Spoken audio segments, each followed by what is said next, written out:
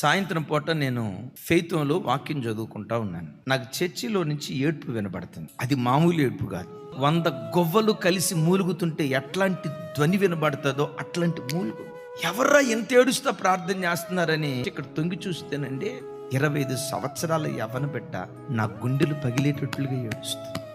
ఆ బిడ్డ దేని కొరకు ఏడుస్తుందో తెలుసా? లోకంలో నశించిపోతున్న ప్రజల కొరకు కన్నీరు మున్నీరుగా ఏడుస్తూ ప్రార్థన చేస్తుందండి. దేవా, కోట్ల కోట్ల కొలది ఆత్మలు నరకానికి వెళ్ళిపోతున్నాయి. నిజదేవుడు ఎవరో తెలియక విగ్రహారాధికులుగా మిగిలిపోతున్నారు. దైవము కాని వాటిని ప్రజలు ఆరాధిస్తున్నారు.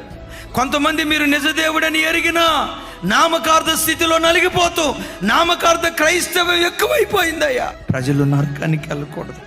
ఏడుస్తూ ఆ బిడ్డ అంటది, నరకమంతా ఖాళీ అయిపోవాలయ్యా, పరలోకమంతా ఆత్మల చేత నింపబడాలయ్యా అని అడుగుతుంది.